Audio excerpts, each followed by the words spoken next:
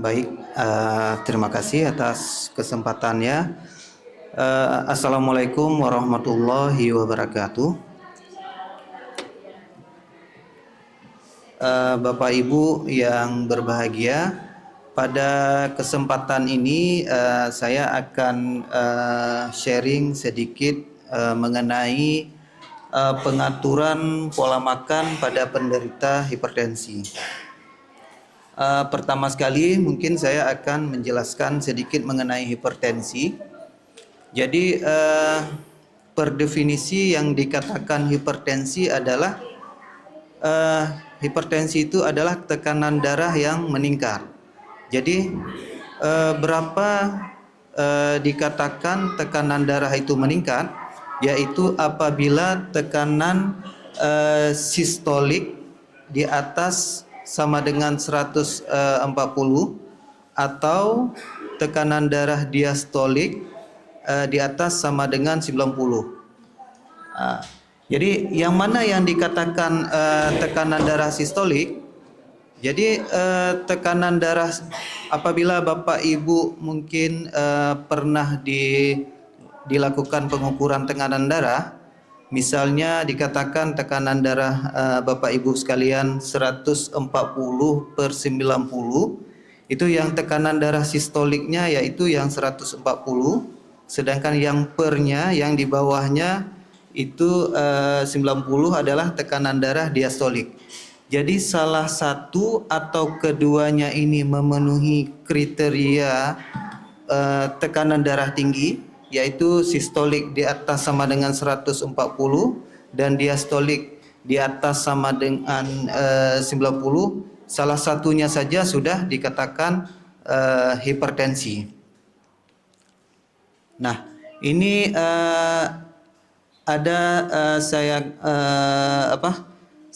gambar ya saya tampilkan sebagai ilustrasi, yaitu gambar pembuluh darah kita, di mana yang tengah, yang ini, yang sebelah kiri yang tengah ini adalah pembuluh darah pada orang yang sehat, sedangkan yang di sebelahnya ini adalah pada pasien dengan hipertensi, di mana di sini terlihat bahwa pada pasien yang sehat, pada orang yang sehat itu diameter pembuluh darahnya lebih lebar dibandingkan pada pasien yang dengan hipertensi.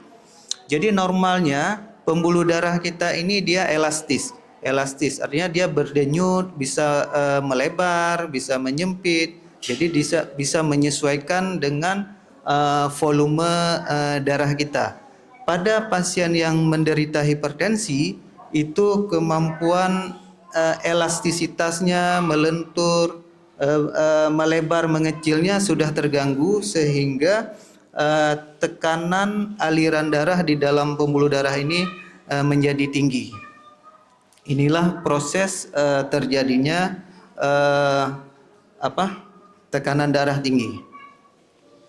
Nah, berdasarkan penyebabnya, hipertensi dibedakan menjadi dua kelompok, yaitu hipertensi esensial atau hipertensi primer dan hipertensi sekunder. Jadi hipertensi esensial ini adalah hipertensi yang paling banyak dijumpai. Dia hipertensi yang tidak diketahui penyebabnya. Sedangkan hipertensi sekunder ini hipertensi yang disebabkan oleh karena ada penyakit lain. Misalnya pada pasien-pasien dengan gangguan ginjal misalnya. Oleh sebab karena ada gangguan ginjal sehingga terjadi hipertensi. Kemudian bisa juga dijumpai pada pasien-pasien dengan hipertiroid misalnya. Jadi karena hipertiroidnya menyebabkan hipertensi, dan gangguan hormonal misalnya, dan banyak lain-lain lagi penyebab penyakit lain yang menyebabkan hipertensi. Ini dikatakan hipertensi sekunder. Keduanya ini yang paling banyak yaitu hipertensi primer yang paling banyak dijumpai. Kemudian berdasarkan derajat beratnya hipertensi, hipertensi itu dibagi menjadi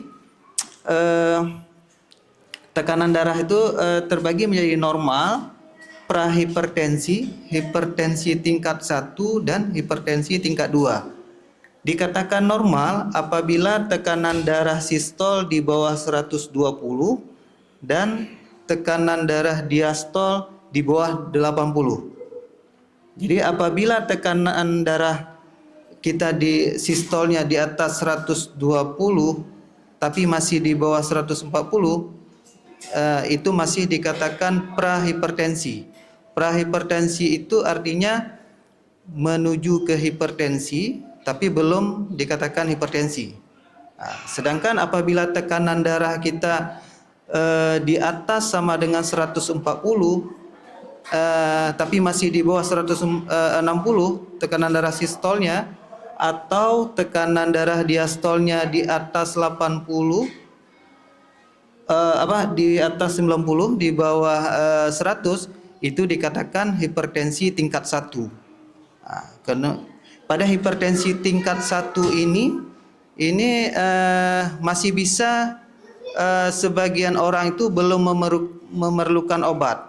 Jadi hanya cukup dengan pengaturan atau modifikasi gaya hidup, ya, mengatur pola makan, olahraga, itu ada sebagian yang berhasil, belum perlu diberikan obat.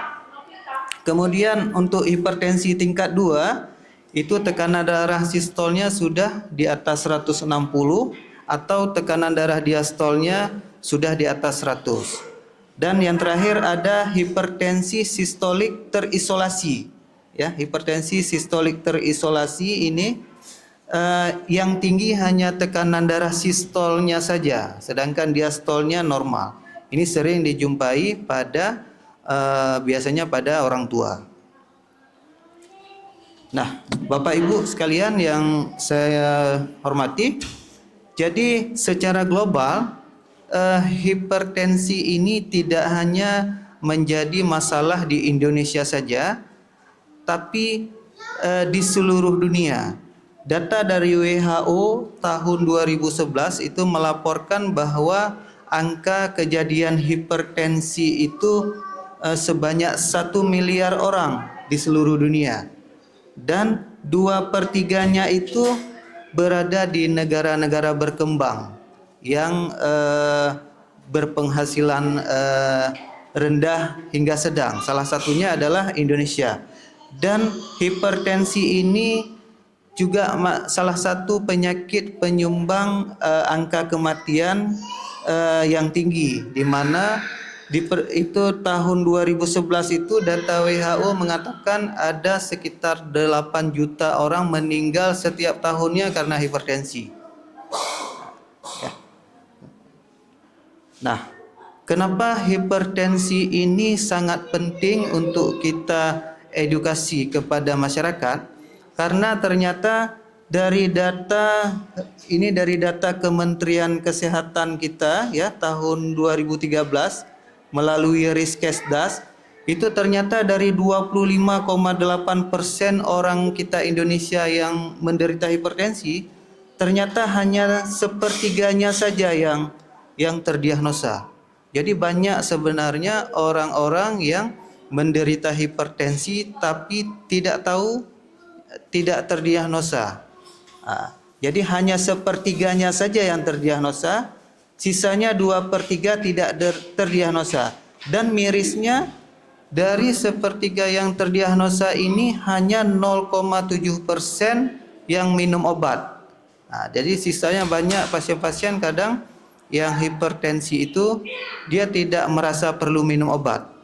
Karena banyak pasien dari kita jumpai sehari-hari, apabila tidak ada gejala, dia tidak merasa pusing, tidak nyeri kepala, dia merasa tidak perlu minum obat. Nah, ini juga data dari Kementerian Kesehatan, ya, tahun 2013 dan 2018, berdasarkan pengelompokan, ya, proporsi hipertensi berdasarkan umur. Jadi di sini tampak terlihat bahwa semakin kita bertambah usia, maka kemungkinan untuk menderita hipertensi itu semakin besar. Ya. Nah, tadi kita sudah tahu apa pengertian dari hipertensi, kemudian faktor risiko apa saja yang bisa menyebabkan hipertensi. Jadi secara garis besar, faktor risiko hipertensi itu dibagi menjadi dua. Yang pertama adalah faktor risiko yang bisa dimodifikasi. Dimodifikasi artinya bisa diubah. Dan faktor risiko yang tidak bisa dimodifikasi. Yang tidak bisa dimodifikasi contohnya adalah umur. Nah, kita tidak bisa menghambat umur seseorang. Pasti makin bertambah hari, makin bertambah usia kita.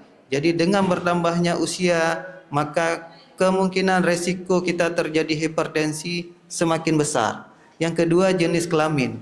Untuk jenis kelamin ini memang laki-laki itu lebih besar kemungkinan hipertensi dibandingkan perempuan, yaitu sekitar 2 sampai 3 kali lebih besar kemungkinan dibandingkan perempuan. Mengapa demikian?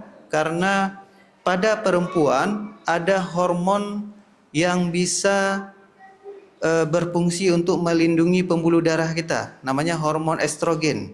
Nah, itu bersyukurlah pada ibu-ibu. Jadi pada perempuan ada hormon estrogen, di mana hormon itu salah satu bisa memproteksi atau melindungi pembuluh darah kita. Nah, jadi coba kita lihat, jarang perempuan yang hipertensi, lebih banyak laki-laki biasanya. Kemudian jarang perempuan yang serangan jantung, lebih banyak laki-laki yang serangan jantung. Kenapa? Karena salah satu kelebihannya di perempuan ada hormon yang bisa memproteksi pembuluh darah. Tetapi pada saat perempuan memasuki masa menopause, itu peluangnya sudah sama seperti laki-laki. Jadi harus sedini mungkin ya harus dijaga faktor-faktor resiko, terutama faktor resiko yang bisa dimodifikasi. Kemudian faktor resiko lain yang tidak dapat dimodifikasi adalah genetik. Genetik misalnya ada keluarga kita yang ayah misalnya ya yang hipertensi, itu kita juga berisiko untuk hipertensi. Kemudian faktor yang dimodifikasi. Nah, di sini peluang kita untuk mencegah supaya kita tidak menderita hipertensi, yaitu kita harus mengurangi resiko yang bisa kita ubah. Contohnya apa? Obesitas. Obesitas ini adalah kegemukan. Jadi kegemukan ini bisa meningkatkan resiko hipertensi. Jadi apabila kita misalnya punya riwayat keluarga misalnya, jadi jaga supaya tidak gemuk. Jadi selalu diukur berat badan, tidak boleh lebih ya. Dihitung IMT, indeks massa tubuh, itu Bapak Ibu mungkin bisa menghitungnya sendiri di Google, bisa diklik aja, ada IMT kalkulator, tinggal masukkan aja berapa berat badan, berapa tinggi badan, nanti dia keluar. Apakah berat badan kita lebih atau berat badan kita normal, nanti keluar. Kalau lebih berarti buat program, harus turunkan berat badan. Atau bisa juga diukur lingkar perut. Jadi lingkar perut ya, pada wanita tidak boleh lebih dari 80, pada laki-laki tidak boleh lebih dari 90. Jadi kalau berat badan berlebih, kita harus buat program supaya berat badan normal sehingga kita jauh dari resiko hipertensi. Kemudian merokok. Kalau merokok ini harus, bagi yang merokok, terutama bapak-bapak mungkin atau ada suami yang merokok, itu harus berhenti, bukan dikurangi, harus berhenti. Kemudian faktor resiko lain adalah kurangnya aktivitas fisik.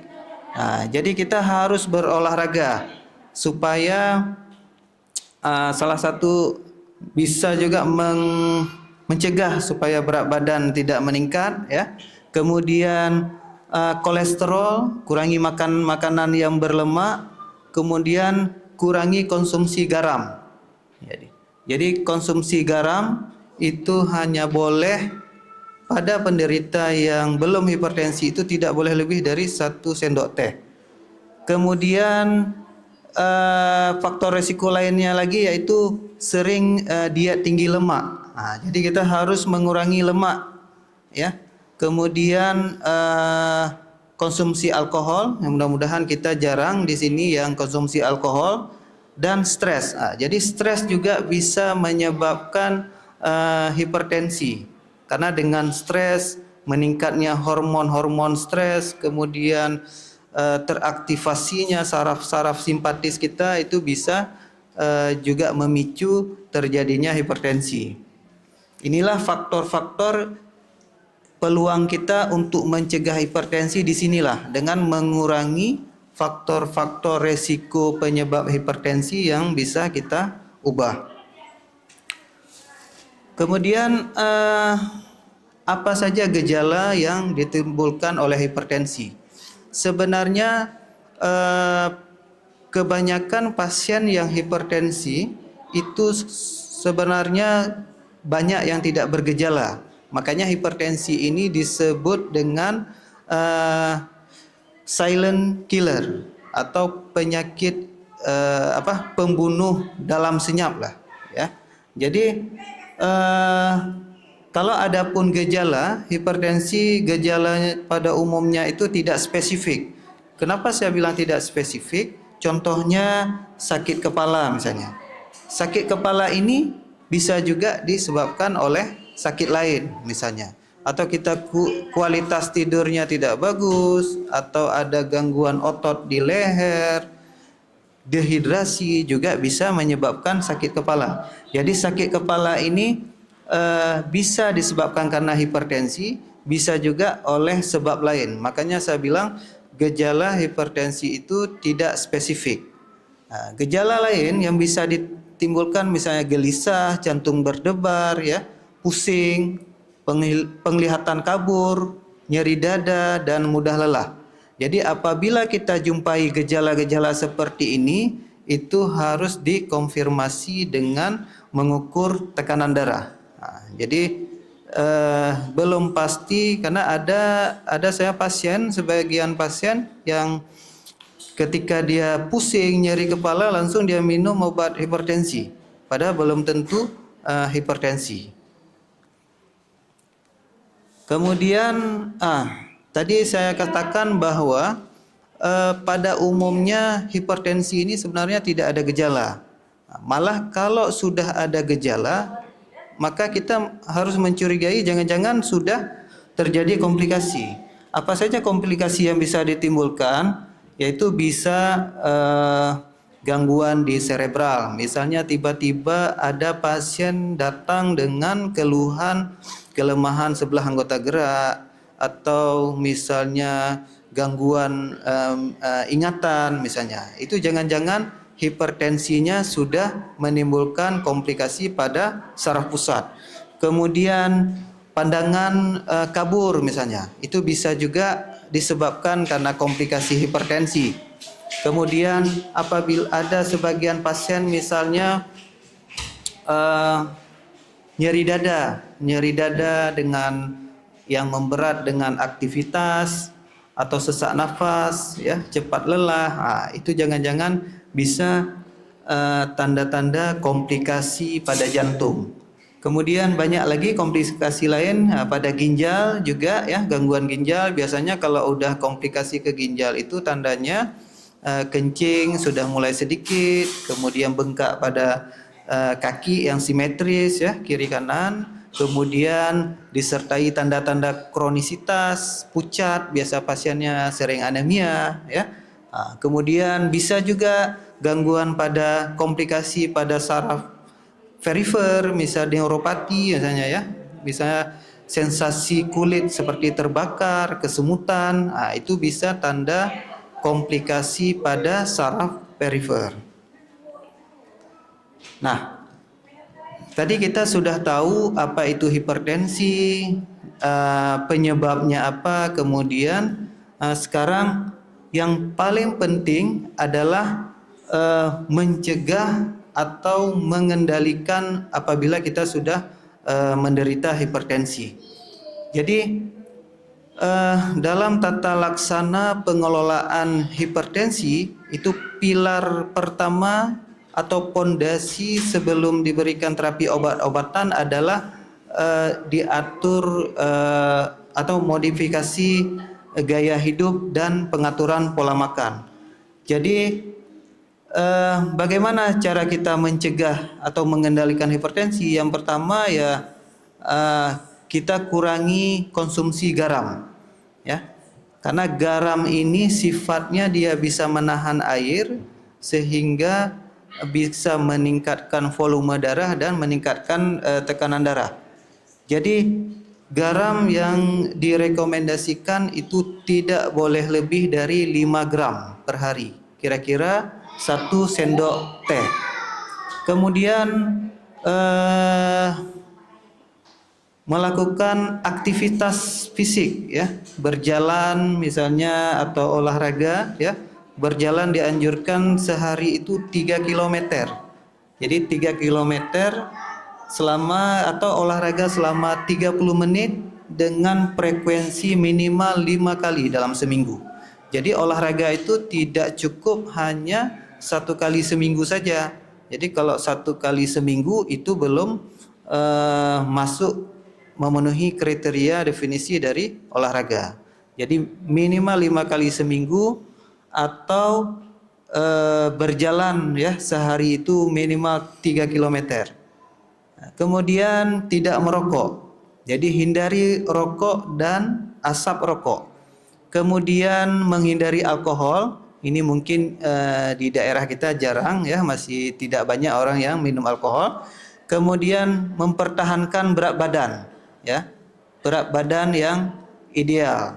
Nah, jadi menjaga selalu badan kita ideal. Dan diet dengan gizi yang seimbang. Jadi diet yang dianjurkan pada pasien hipertensi ini adalah diperbanyak sayur, buah-buahan, ya, sayur, buah-buahan dan biji-bijian atau kacang-kacangan. Karena di sini pada hipertensi sangat dipengaruhi oleh kita harus banyak mengkonsumsi yang mengandung antioksidan. Antioksidan, kemudian juga diperlukan kalium, kalsium dan magnesium. Nah, karena antioksidan ini tujuannya adalah untuk mencegah terjadinya plak.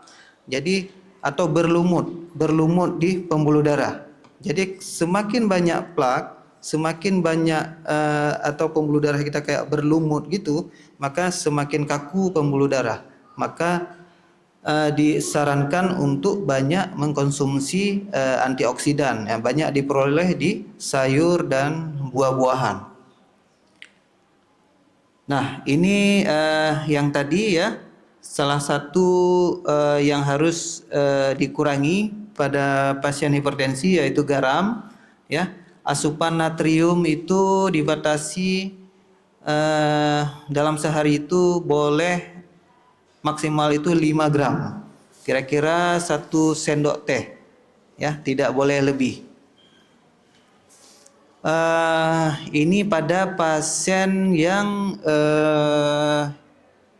belum hipertensi, tapi kalau sudah hipertensi itu dikurangi lagi 3/4-nya atau di bawah 1 sendok teh, ya. Kemudian mengurangi, ya, bahan makanan terutama yang yang banyak kandungan garamnya. Kita biasanya orang Indonesia itu kalau makan itu pasti harus ada kerupuk biasanya, kan? Nah, kerupuk itu pasti banyak kandungan garamnya atau bahan-bahan yang diasinkan atau diawetkan, itu sebaiknya dihindari pada pasien dengan hipertensi. Kemudian ini contoh makanan yang diperbolehkan, ya.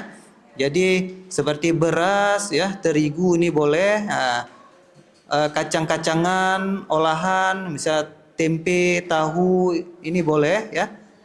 Kemudian minyak boleh tapi ada batasannya. Minyak goreng itu kita tidak boleh mengkonsumsi lebih dari 5 sendok dalam sehari. Jadi boleh konsumsi minyak tapi di bawah 5 sendok dalam sehari. Kalau kita sering misalnya menggoreng dengan menggunakan mentega misalnya, ya dicari yang rendah garamnya. Jadi ini mungkin bagi ibu-ibu nih sangat penting ya cara mengolah makanan ya supaya tidak tinggi garam.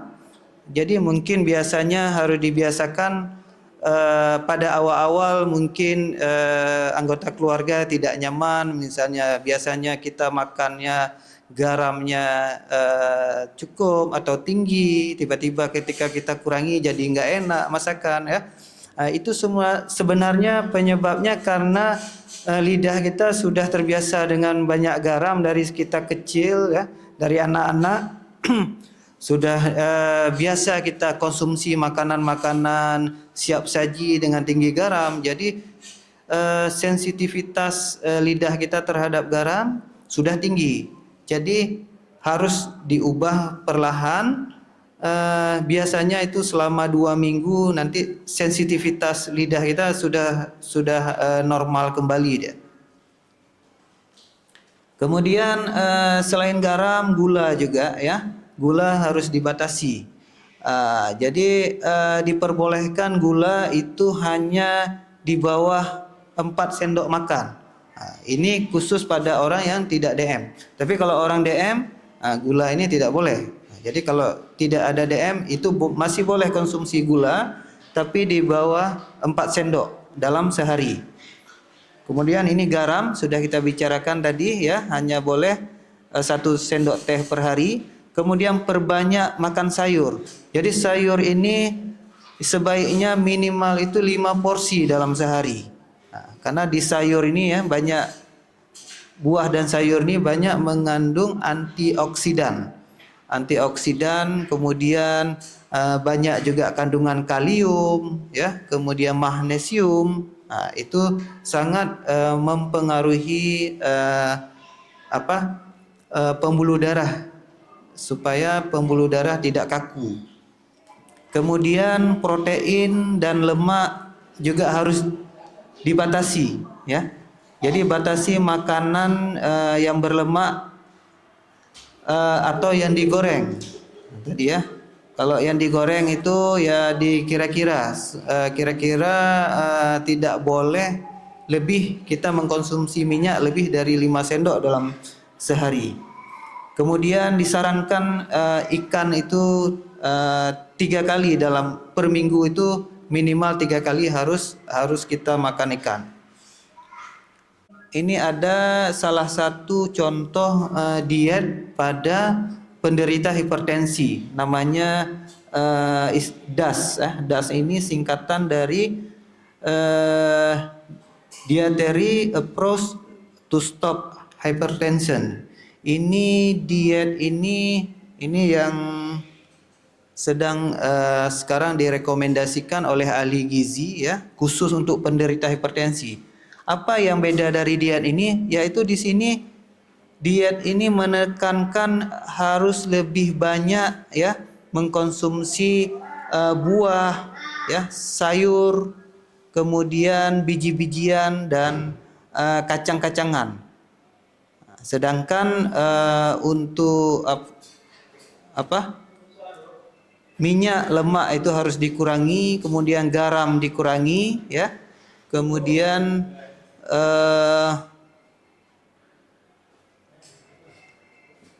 intinya pada diet ini adalah penekanannya harus lebih banyak porsi sayur dan porsi buahnya.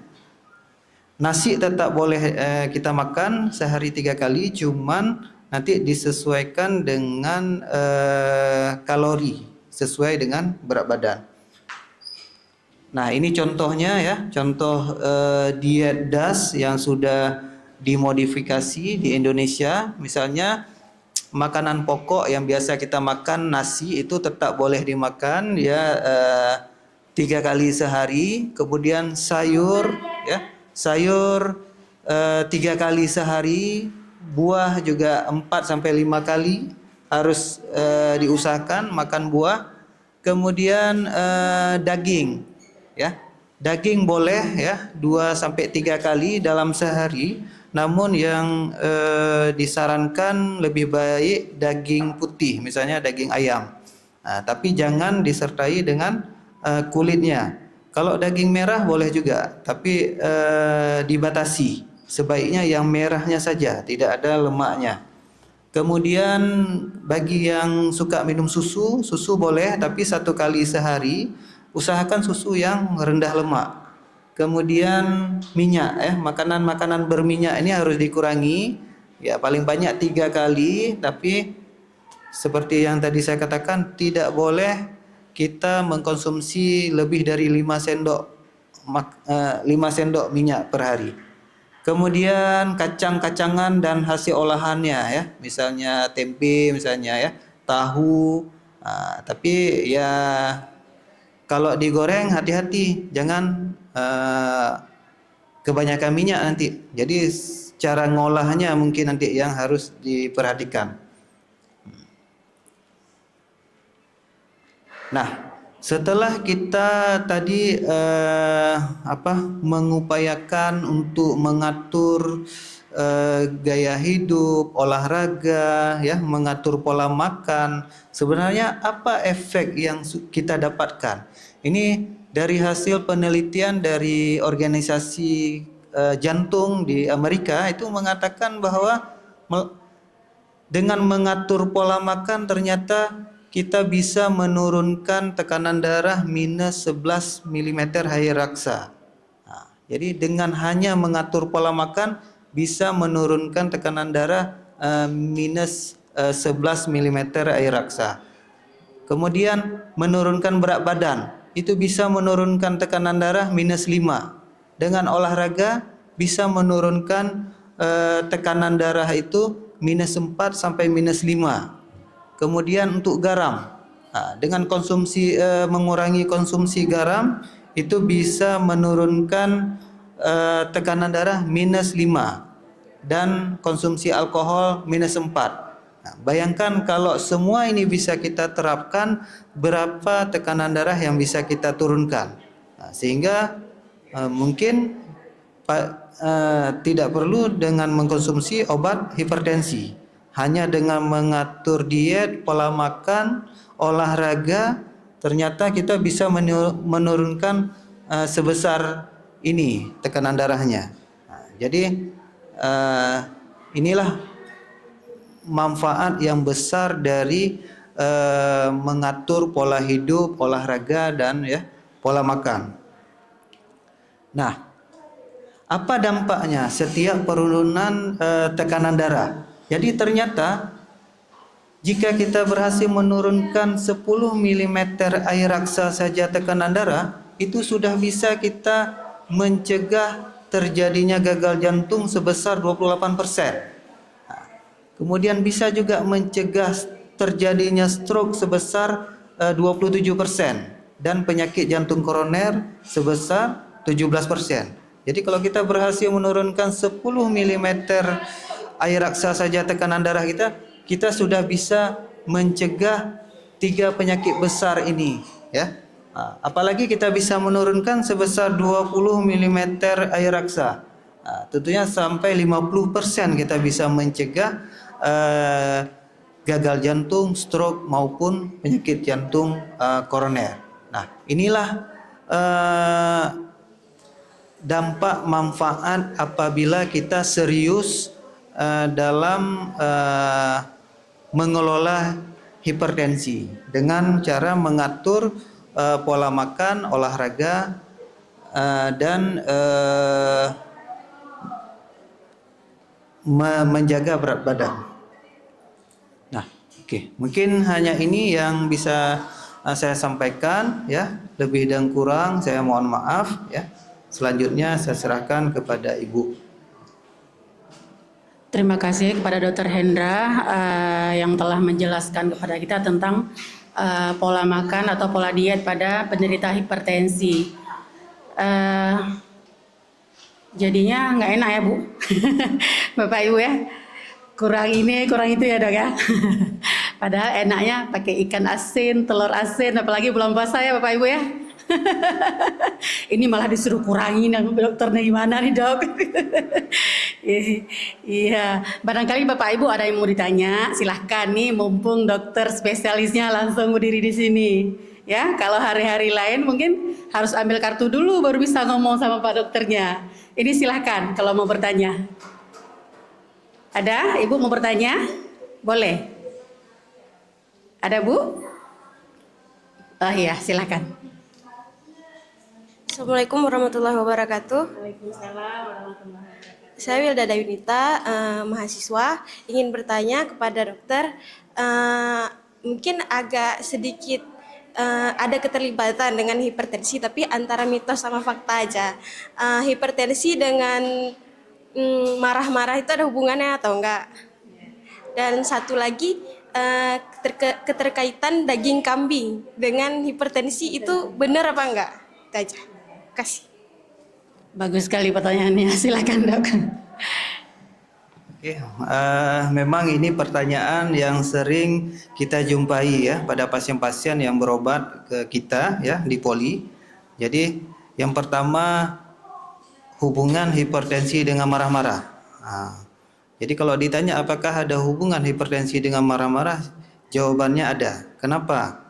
Karena ketika kita marah itu ya, ketika hormon adrenalin meningkat ya, adrenalin meningkat, kemudian terpicunya saraf simpatis kita, dengan terpicunya saraf simpatis, meningkatnya hormon adrenalin itu menyebabkan pompa jantung meningkat.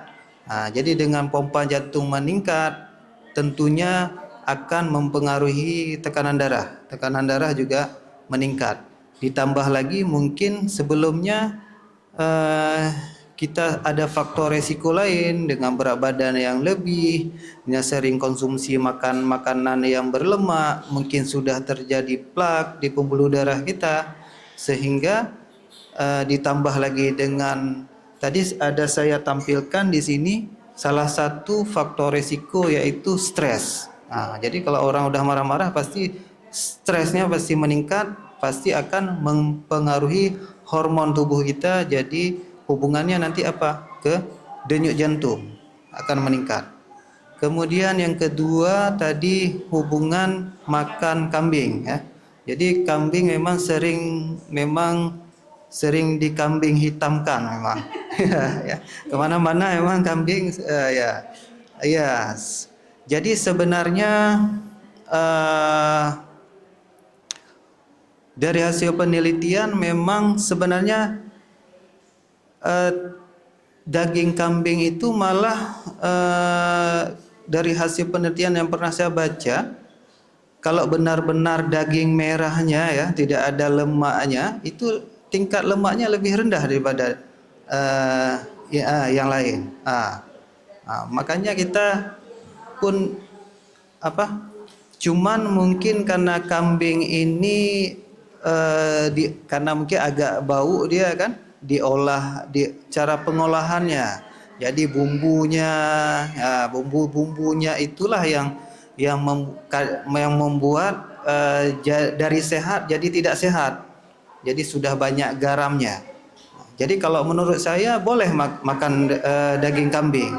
Cuma jangan makan lemaknya, tapi daging merahnya dan satu lagi pengolahannya. Jadi kalau menurut saya bukan tidak boleh makan, boleh makan. Orang hipertensi boleh makan daging kambing.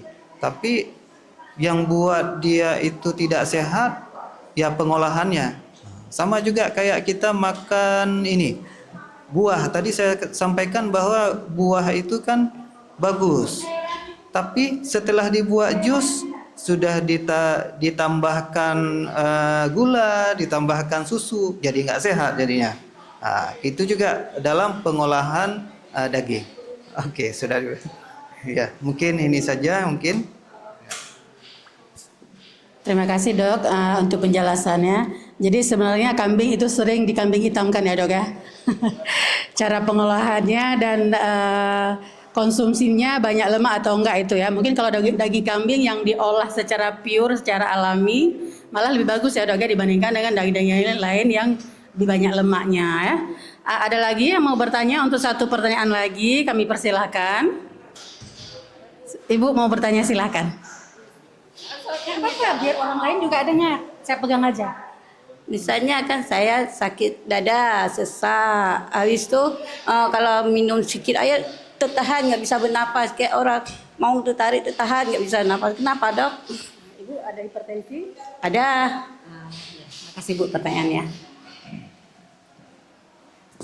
Baik, jadi memang tadi ada saya jelaskan pada pasien-pasien hipertensi itu bisa mengalami komplikasi. Salah satunya adalah komplikasi ke jantung. Jadi pada pasien-pasien yang hipertensi yang sudah ada tanda-tanda jantung, memang bisa salah satunya nyeri dada. Tapi nyeri dada ini banyak sebabnya lagi Bu. Bisa nyeri dada karena jantung atau bukan. Kan? Kemudian kalau nyeri karena jantung, biasanya dia dipengaruhi oleh aktivitas. Jadi kalau ibu nyeri dada dengan bekerja bertambah nyeri misalnya, itu hati-hati, bisa jadi itu ada gejala komplikasi ke jantung. Jadi dikonfirmasinya nanti dengan pemeriksaan lebih lanjut, misalnya direkam jantung ya, dilakukan ekokardiografi. Tapi kalau nyeri dada bukan karena jantung, biasanya dia tidak dipengaruhi oleh aktivitas. Mau kita kerja, nyeri dada tetap sama intensitasnya, tidak memberat. Satu lagi,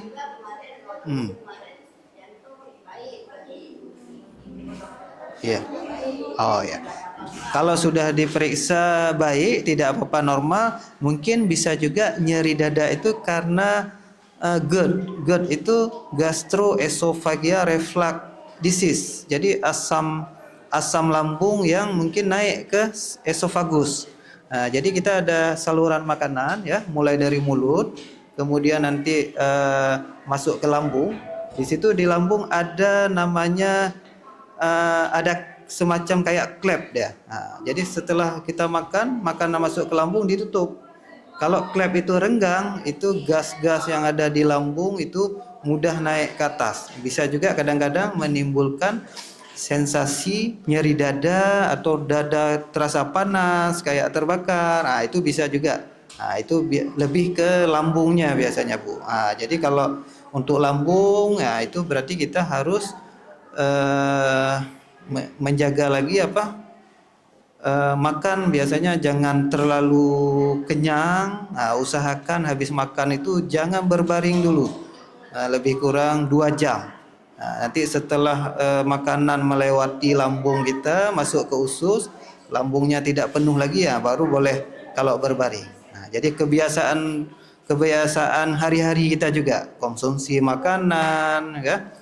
Kemudian jadwal makan harus teratur, kemudian menjaga berat badan. Itu. Ya, mudah-mudahan jelas, Bu. Terima kasih Dok untuk jawabannya. Jadi saya mendengar tadi bahwa setelah makan kita tidak boleh langsung berbaring ya. Mungkin ini sejalan dengan nasihat orang-orang tua kita dulu ya Bu ya. Lebu dibilang gitu ya. Mungkin kita dulu nggak paham kemana maksudnya. Ternyata ini pengaruhnya ke kesehatan kita ya, bisa menyebabkan salah satunya GERD ini. Kita cukupkan Dok pertanyaannya. Oke, karena dokter juga harus melayani pasien. Jadi kita cukupkan acara kita pada hari ini. Mudah-mudahan ada manfaatnya. Lebih dan kurang kami mohon maaf. Wabillahi taufiq wal hidayah. Wassalamualaikum warahmatullahi wabarakatuh.